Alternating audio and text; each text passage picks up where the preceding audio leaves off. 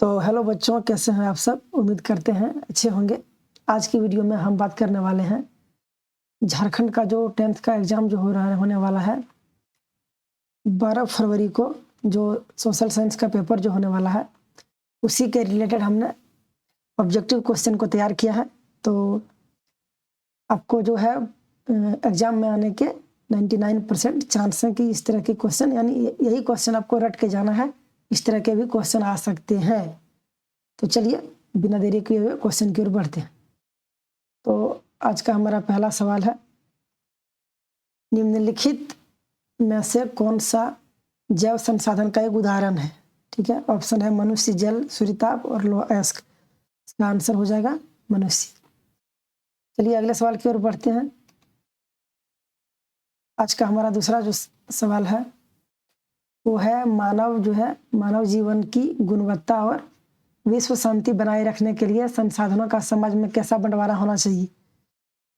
यहाँ miss type हो गया है, ये अमीर होगा, अमीर के हिसाब से, गरीब के हिसाब से, सरकार के हिसाब से, या न्याय संगत के हिसाब से। तो इसका आंसर ऑप्शन नंबर डी हो जाएगा। चलिए अगले सवाल की ओर बढ़ते हैं। हमारा आज का तीसरा सवाल है, निकोबारी कबूतर किस जातियों के श्रेणी में आता है? ऑप्शन है सामान्य जातियां, दुर्लभ जातियां, स्थानिक जातियां और लुप्त जातियां। तो इसका सही आंसर हो जाएगा ऑप्शन नंबर सी, स्थानिक जातियां। ठीक है, चलिए अगले प्रश्न की ओर बढ़ते हैं। हमारा आज का चौथा सवाल है, 4th नंबर, बोला गया है निम्नलिखित में कौन सा सुमेलित नहीं है? तो ऑप्शन ये है महानदी, हीराकुंड परियोजना, टांका भूमिगत जल टैंक, इल्तुतमिश हौज खास, गंगा भाखड़ा नंगल परियोजना। तो इसको हमको देखना है इसमें कौन सा आंसर मैच नहीं कर रहा है। तो ये भी मैच कर रहा है, ये भी मैच कर रहा है और ये भी मैच कर रहा है। जो नहीं मैच कर रहा है वो है ऑप्शन नंबर डी। ठीक है, चलिए अगले सवाल की ओर बढ़ते हैं। हमारा नेक्स्ट सवाल जो है वो है, रबी फसलों को किस ऋतु में बोया जाता है? तो ऑप्शन है ग्रीष्म, शीत, वर्षा और उपरोक्त सभी। तो इसका आंसर हो जाएगा ऑप्शन नंबर बी, रबी फसल को शीत ऋतु में बोया जाता है। चलिए अगले सवाल की ओर बढ़ते हैं। हमारा अगला सवाल है, चाय किस प्रकार की कृषि का उदाहरण है? ऑप्शन है जीवन निर्वाह कृषि, प्रारंभिक कृषि, रोपण कृषि और झूम कृषि। इसका आंसर हो जाएगा रोपण कृषि, यानी ऑप्शन नंबर सी। ठीक है, तो चलिए अगले सवाल की ओर बढ़ते हैं। हमारा अगला सवाल है, झारखंड के गुआ और नोवामुंडी में कौन सा खनिज पाया जाता है? झारखंड के गुआ और नोवामुंडी में कौन सा खनिज पाया जाता है? तो इसमें ऑप्शन देखिए, लौह अयस्क, कोयला, तांबा और अवरक। तो इसका सही आंसर हो जाएगा ऑप्शन नंबर ए, लौह अयस्क पाए जाते हैं। ठीक है, तो चलिए अगले सवाल की ओर बढ़ते हैं। आज का हमारा नेक्स्ट सवाल है, निम्नलिखित में से किसका परिवहन पाइपलाइन द्वारा होता है? ऑप्शन है पानी, कच्चा तेल, पेट्रोल और पेट्रोल उत्पाद उपयोग सभी।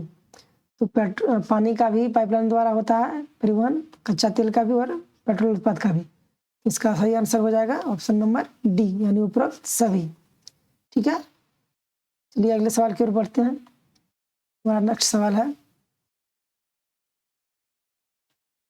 हमारे देश की 22 प्रमुख भाषाओं को संविधान की किस अनुसूची में रखा गया है? यानी हमारे जो देश है उसमें संविधान के किस अनुसूची में 22 प्रमुख भाषाओं को रखा गया है? ठीक है, तो ऑप्शन है 8वीं अनुसूची, 9वीं अनुसूची, 7वीं और 6ठी। यहाँ ठ हो जाएगा, मिस टाइप हो गया है, 6ठी। तो इसका आंसर हो जाएगा ऑप्शन नंबर ये, 8वीं अनुसूची में रखा गया है। चलिए नेक्स्ट सवाल की ओर बढ़ते हैं। हमारा अगला सवाल है, स्थानीय शासन व्यवस्था में कितना पद महिलाओं के लिए आरक्षित है? तो ऑप्शन है 1/3, 1/4, 2/3 और 3/4। तो इसका जो सही आंसर है वो हो जाएगा 1/3। ठीक है, चलिए अगले सवाल की ओर बढ़ते हैं। अगला सवाल हमारा है, स्वतंत्र भारत के प्रथम गवर्नर जनरल कौन थे? ऑप्शन है Kamaraj, Lord Mountbatten, doctor Rajendra Prasad और सी राजगोपालाचारी। तो इसका सही आंसर हो जाएगा लॉर्ड माउंटबेटन। ठीक है, चलिए अगले सवाल की ओर बढ़ते हैं। हमारा अगला सवाल है, डॉक्टर अंबेडकर यानी बाबा साहब किस समिति के अध्यक्ष थे? तो ऑप्शन है प्रारूप समिति, संघीय संविधान समिति, संघीय शक्ति समिति और प्रांतीय संविधान समिति। तो बाबा साहब डॉक्टर भीमराव अंबेडकर प्रारूप समिति के अध्यक्ष थे। ठीक है, चलिए अगले सवाल की ओर बढ़ते हैं। हमारा अगला सवाल है, वर्तमान में भारतीय संविधान में कुल कितने भाग हैं? तो हमारे संविधान में कुल 22 भाग हैं, ये आप सभी को पता होगा। इसका आंसर हो जाएगा ऑप्शन नंबर ये। तो चलिए अगले सवाल की ओर बढ़ते हैं। हमारा अगला सवाल है, भारतीय संविधान कब यानी किस वर्ष लागू हुआ था? भारतीय संविधान किस तिथि को लागू हुआ था? तो ऑप्शन है 15 अगस्त 1947, 9 दिसंबर 1946, 26 नवंबर 1949 और 26 जनवरी 1950। तो इसका सही आंसर हो जाएगा 26 जनवरी 1950 को भारतीय संविधान लागू हुआ था। दोस्तों 15 अगस्त जो है ये हमें भारत अंग्रेजों से स्वतंत्रता मिली थी, आज़ाद हुए थे हम, तो इसमें हम स्वतंत्रता दिवस मनाया जाता है 15 अगस्त 1947 को। ठीक है, और 26 जनवरी 1949 को संविधान बनकर तैयार हुआ था। ठीक है, लागू 26 जनवरी 1950 से हुआ है। चलिए अगले सवाल की ओर बढ़ते हैं। अगला सवाल हमारा है 15 नंबर का, नेपोलियन बोनापार्ट कौन था? तो ऑप्शन है जर्मनी का सम्राट, फ्रांस का सम्राट, रूस का सम्राट, इंग्लैंड का सम्राट। तो आप लोग सभी जानते होंगे कि फ्रांस का सम्राट नेपोलियन बोनापार्ट था। ठीक है, चलिए अगले सवाल की ओर बढ़ते हैं। हमारा जो नेक्स्ट सवाल है वो है, फ्रांस की क्रांति कब हुई थी? ठीक है, फ्रांस की क्रांति कब हुई थी? ऑप्शन है 1757 ईस्वी, 1765 ईस्वी, 1776 ईस्वी और 1789 ईस्वी। तो इसका सही आंसर क्या हो जाएगा? Option number D. ठीक है, 1789 ईस्वी को फ्रांस की क्रांति हुई थी। तो ये हो गया हमारा सही आंसर। चलिए अगले सवाल की ओर बढ़ते हैं। हमारा अगला सवाल है, आंखों पर पट्टी बांधे हुई और तराजू लिए हुई महिला किस बात का प्रतीक है?